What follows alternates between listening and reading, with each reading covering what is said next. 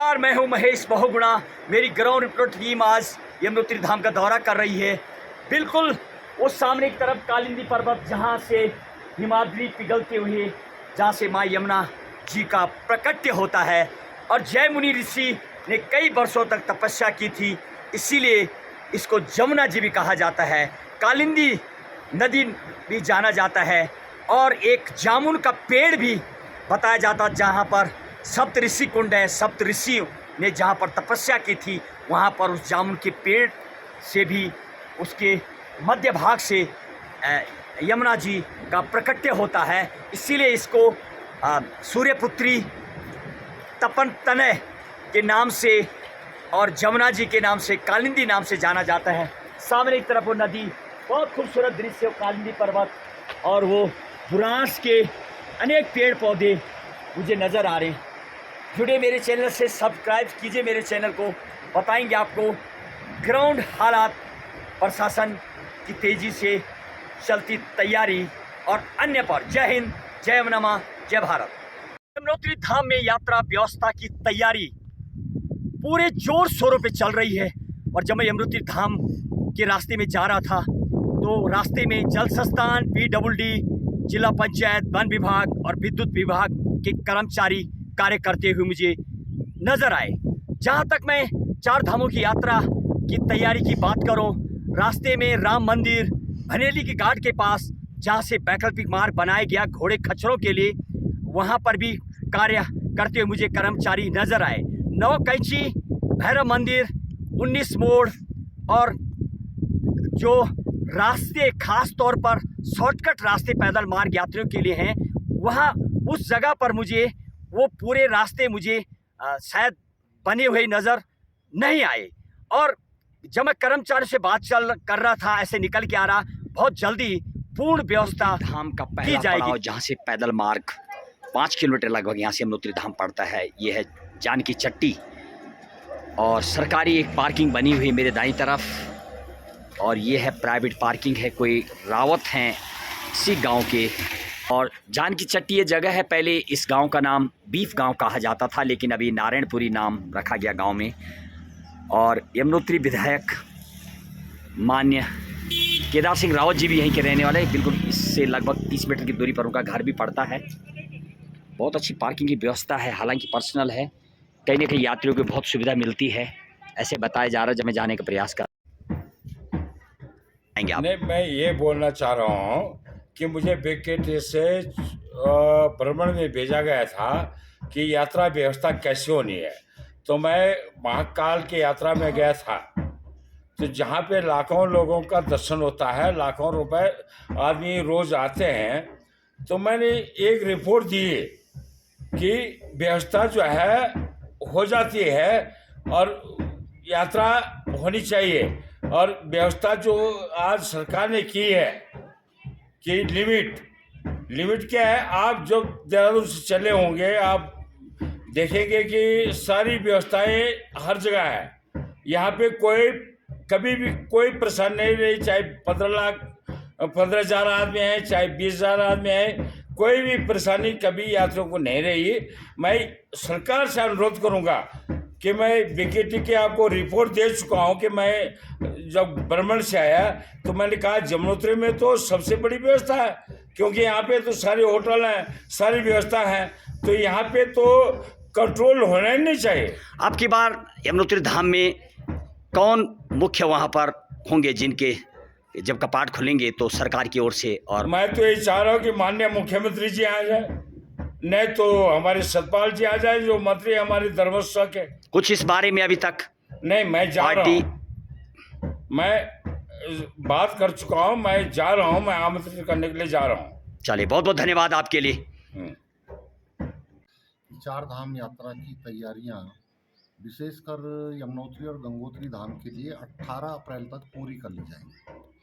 आज हम लोग 14 तारीख में बात कर रहे हैं, और 4-5 दिन का जो समय शेष है, उसमें जो मोटी मोटी तैयारियां हैं निश्चित रूप से निपटेंगी।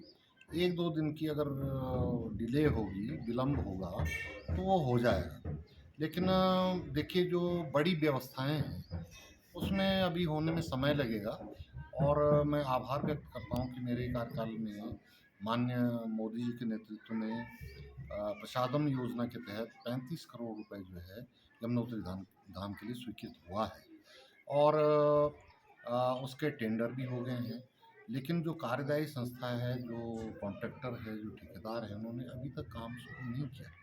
तो मैंने निवेदन किया है शासन प्रशासन से कि अगर वो काम करने के लिए तैयार नहीं है या काम नहीं करना चाह रहे हैं, तो उनका टेंडर निरस्त किया जाए और नया टेंडर, ताकि जल्दी से जल्दी वहाँ पे काम शुरू हो और एक हम नए स्वरूप में जो है यमुनोत्री धाम को देखें।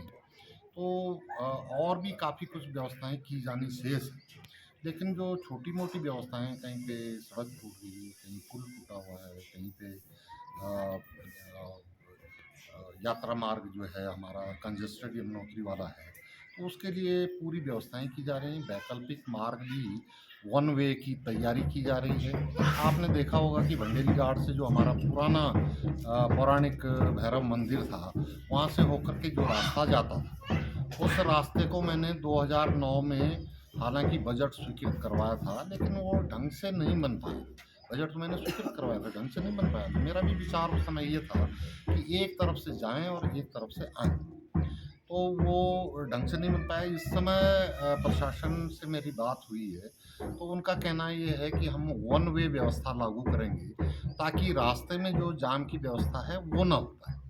दूसर में जो सरकार ने कुछ पाबंदियां जो हैं सीमित संख्या की हैं, मैंने माननीय मुख्यमंत्री जी के भी संज्ञान में लाया। मैं 2 बार उनसे मिल चुका हूँ और मैंने ये कहा है कि हमारे उत्तराखंड के जो व्यवसायी हैं चारों धाम के, हमारे चाहे तीर्थ पुरोहित हैं, चाहे देखिए, प्रशासन अपने स्तर से तो लगा हुआ है जोर शोर से। और जैसे कि श्री माता जी के कपाट 22 अप्रैल को खुलने हैं, प्रशासन ने अपनी तरफ से व्यवस्थाओं को चाक चौबंद करने की पूरी कोशिश की है और लगे भी हैं। आपने रास्ते में भी देखा होगा, मोटर जो हमारा राष्ट्रीय राजमार्ग है, ये राष्ट्रीय राजमार्ग, इस पर भी प्रशासन ने और संबंधित विभाग ने अपनी व्यवस्थाएं जुटा ली हैं और जुटा रहे हैं। बाकी ये लगता है कि 22 अप्रैल तक वो अपनी सारी व्यवस्थाएं चाक चौबंद कर देंगे। और बाकी अन्य विभागों की भी प्रशासन के द्वारा यहाँ पे काफ़ी बार बैठक ली गई है और सबको अपने अपने कार्यों को उचित समय पर, सही समय पर पूरा करने के निर्देश दिए गए हैं। और भी लोग अपने, आप देख ही रहे हैं कि होटल, ढाबे वगैरह जो भी दुकानें हैं, उसको लेकर भी लोग अपनी तैयारियों में जुटे हैं और अपनी व्यवस्थाएं पूरी करने की कोशिश कर रहे हैं। नहीं, मेरे हिसाब से देखिए, प्रशासन की व्यवस्था तो तार्किक नहीं है, क्योंकि अगर हमारे पास 3.5 किलोमीटर पीछे घोड़े रहेंगे और सवारी जो है वो लास्ट स्टॉपेज जाने की चिट्ठी में, यहाँ से अगर यात्री कोई भी सवारी करता है, तो क्या इतनी देर में उस रोड पे घोड़ा खच्चर आ पाएगा या घोड़ा गाड़ी आ पाएगी? इससे मेरे को लगता है कि इस व्यवस्था से व्यवस्था चरमरा सकती है और घोड़ा और गाड़ी वालों के बीच में आपस में टकराव भी हो सकता है। ग्राउंड रिपोर्टर टीम आज यमुनोत्री धाम का दौरा कर रही है और जिला प्रशासन और प्रशासन के द्वारा किए जा रहे कार्यों पर सीधे ग्राउंड जीरो की कवरेज। जेई हैं संजय कठैत जी हैं, जिला पंचायत से ग्राउंड पर मुझे मिले। कठैत साहब, कितने दिन से आप कार्य कर रहे हैं और अभी कितने दिन और लगेंगे? जो कार्य अभी अपूर्ण हैं, कब पूर्ण हो जाएंगे? सबसे पहले आपका धन्यवाद जो आप हमारा रिपोर्टिंग करना आए। तो मैं आपको ये बताना चाहूँगा कि मैं यहाँ पर पिछले 20 दिन से हूँ। हमारे कार्य अभी प्रोग्रेस कर रहा है बिल्कुल। 20 तारीख तक हमारा वो है लक्ष्य है कि हम पूरा काम यमुनोत्री पैदल मार्ग पर हमारा कर देंगे। जी, अभी हमारा शौचालय का जो जहाँ पर पानी कनेक्शन नहीं है, हम उसको पानी कनेक्शन फिट कर रहे हैं। जहाँ पे ख़राब है उनको मेंटेनेंस कर रहे हैं। हमारा प्रीपेड काउंटर बन गया है और वहाँ पर भी हम उसको बाड़ा लगा रहे हैं ताकि घोड़े वहाँ से बाहर न जाएं। और प्रशासन की चारों धाम की एक और तैयारी पर ग्राउंड रिपोर्टिंग। जल संस्थान के कर्मचारी मुझे कार्य करते हुए नज़र आए जब मैं दौरा कर रहा हूँ यमुनोत्री धाम का। और ये मोटी पाइप की लाइन से पानी जिसमें सप्लाई दिया जाएगा, कुछ लोग कार्य करते हुए मुझे नज़र आ रहे हैं। यस सर, आप फिटर हैं कि इस लाइन में? क्या नाम है आपका? बता भाई, ओ फिटर क्या नाम है, बता। यस कुंदन सिंह जी, ये बताइए कब कितने दिनों से आप काम कर रहे हैं? 5-6 साल। नहीं, अच्छा 5-6 साल। और ये लाइन में कब से काम कर रहे हैं? लाइन में तो कभी कभी कर लेते सर, जैसे अभी वो काम तो अभी तो काफ़ी बाकी है। क्या ये लाइन 22 तारीख से पहले तैयार हो जाएगा, कपाट खुलने से पहले? हाँ, कितने दिन और लगने वाले हैं अभी? 5-7 दिन लगेगा। 5-7 दिन और लगेंगे। तो इस पे फिर लाइन पानी आएगा। ये कहाँ पॉइंट तो नज़र नहीं आ रहे बीच में उन्हें। पॉइंट कोई नहीं सर, आगे मिलेगा, आगे टैंक है। अच्छा, ये टैंक में जाएगा। ये टैंक के लिए पानी, ये गांव वालों का है या यात्रियों के लिए? गाँव वालों के लिए, यात्री के लिए। गांव प्लस यात्रियों के लिए जो टैंक में पानी जाएगा। ये नई लाइन बिछ रही है, नई लाइन बिछ रही है। चलिए, बहुत बहुत धन्यवाद। रास्ते में पड़ता है राम मंदिर, जहाँ पर महेश दास जी महाराज मुझे मिलते हैं। महाराज जी, यात्रा प्रारंभ होने वाली है 22 तारीख से। इसको लेकर के प्रशासन जो काम कर रहा है, क्या बोलेंगे आप? क्या यात्रा इस साल बहुत तेज़ी से चलनी है, उसको लेकर के क्या बोलेंगे? प्रशासन की व्यवस्था पूरी हो चुकी है और ओवरऑल इन धामों के बारे में क्या बोलेंगे आप? पहले तो ये 4 धामों की यात्रा है। ये यमुनोत्री धाम है, ये तो पहला मेन धाम है। और इस बार प्रशासन यात्रा को लेके काफ़ी सजग है। यात्रियों की सुविधाओं के लिए रोड भी चौड़ी हो रही है, जगह जगह टीन शेड लग रहे हैं। जहाँ जहाँ यात्रियों को ऊपर चढ़ने में दिक्कत आती थी, वहाँ पे अच्छी तरह से सीढ़ियाँ बना दी गई हैं। प्रशासन की तरफ से तो काम अच्छी तरह से चल रहा है। और देखिए, अब हो रहा है काम, हो सकता है कि तब तक काम पूरा हो जाए। प्रशासन की तरफ से टूटी हुई सीढ़ियाँ तो नीचे ले जा रखी है, ले जाने की तैयारी भी चल रही है, और कुछ नई सीढ़ियाँ भी नई ये भी लगा रही है, कुर्सियाँ।